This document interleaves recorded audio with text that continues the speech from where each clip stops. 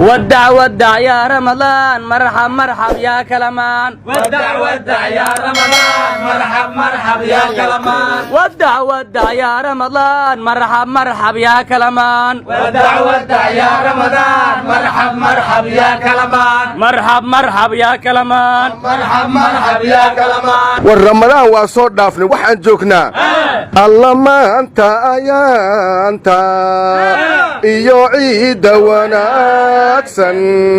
ilaahay nasiiyay asaga ku abaale ayahaatan imaanta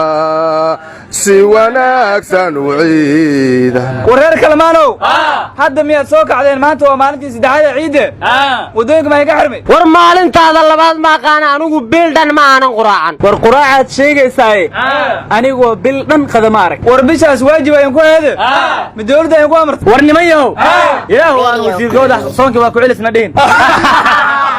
أنا وابكل يا بني قشكي امتحانك ما اسكو ديديني وهذا هيا بشيدا إن السيود دم بداف كاهيد درادت كلمان مركي آدميسين هدي آدبرسي وعلوشي قادي دمبيل مثل دوت كلمان الدودي إنه عايد هذا ما أنت دردور تدتك ويدين مغلاري ورور ما يساني امتحانك دولة دا قشكي سلهلي هكي بحيبة مقعدو دلهلي وحينك ليهين مستر فيسبوك كابتن واتساب انجينير الانستغرام جنرال تويتر لما حدق لايمو تركاز سري PDF دمانتودنا حرق من شن مالموده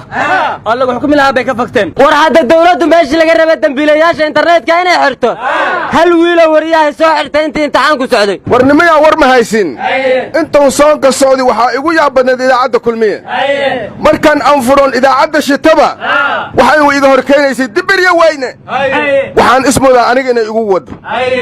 talow dadkii ma isgargaareen oo ma isu kaalmeeyeen war adiga ma aan dibirada la sheegaya Cabdiqani idaacadu la hadlaysay war qof kasto dibiray la hadlaysay dadka hawaalin wariya doorintan farxaan ka ahayn qof aan afurka dibirin ma jiro aro aan saanka ma dibirina ad mishaarida ma iska badisayna wareedahay ramadaankii iyo intaad maqnaydeen baad ku weeraxdeen siyaasadda war kama haysaan khilaafkii maamul goboleedyada iyo dawladda dhexe waa tigaro wala tigi waxbana waa taysakana saacadaan kabacdina xuskii dhalinyarada madaxweynuhu waa tuirgal mudug daawaan u qorray waana qaadan weyday kadibna waa kii xeef hadla xiriirkana waa kii jaray arintu meel adag ay ka daganaysay markii ugu dambeysay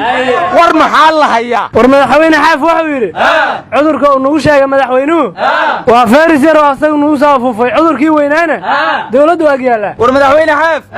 kaniini qasab lagu siin karee ma tartiib la siiyo war abdeed ma tihiin markii ugu dambeysay madaxweyne xaaf madaxda maamul goboleedyadu isugu yeeray dhuusamareed war adiga inta ka dhaxsane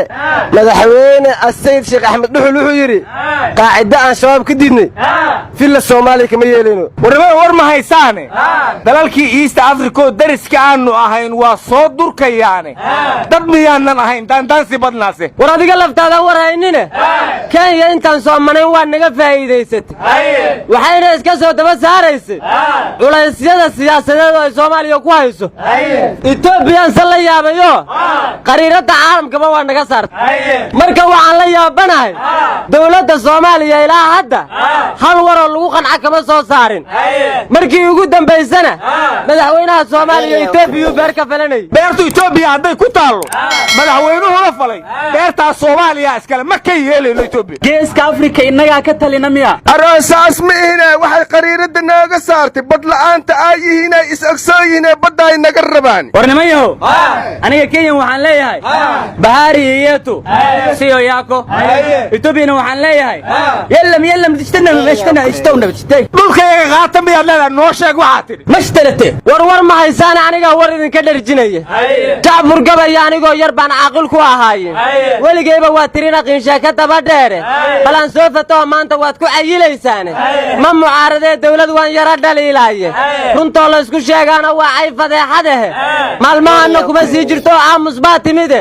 hayeeshee sabeen lama rabe wees casilayay dibirayaaye asagay u taallaa ninkii ciil dibirayaaye mana raba in laysoo xiro waan cabsanayaaye haddii lay qasbayana xabsiga waa iska gelayaaye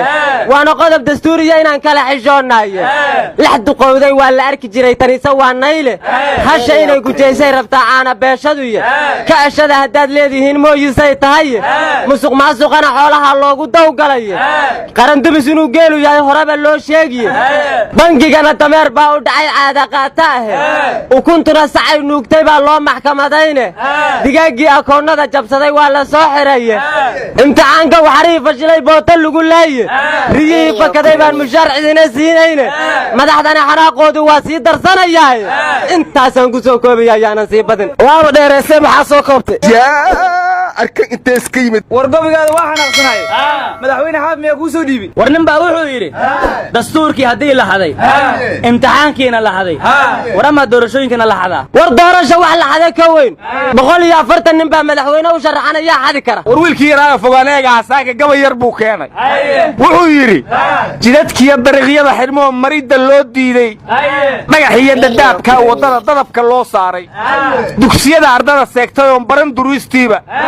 madaxdii hadday door bidoon nabad ku doonayso ama ay dilaagii ba'naa uga difaacayso adeeg dawladeed iyo dadkana dani ka raacayso dulmi maaha niman yahow shacbigu inay dul qaataane haddiise ay daf soo leeyihiin baalihii duurku oo soo dardarayaan waddada lana dabaalaynin dibna looga soo celin bulshada kii dukaansanayey daldaloolka meeshaas ku jira soo dembigu maaha war booliska kenya waxay xireenaa la yidhi doctor ibraahim faarax bursaliid oo ahay aqoon-yahan nairobi ku noolaa war miyaadan maqlin in 66 ruux oo siyaasiyiin soomaaliya dalkeeda ay ka mamnuucayso warniyow ani kenya waxaan kula talin lahaa intii hadhow qaramada midoobey ay u dacwoon lahayd hadda dulmiga ha joojiso war dardaarankaas kenya waxaan ugu dari lahay annaga soomaali baa nala yidhaahdaa dagaal waa bilaabi naqaana ee ma joojin naqaano wiiwini soomaali powerful siyo nikikuyina jaluwa car u laaba car maanaad nalada kiki ma kiyate taarigu kiki wiiba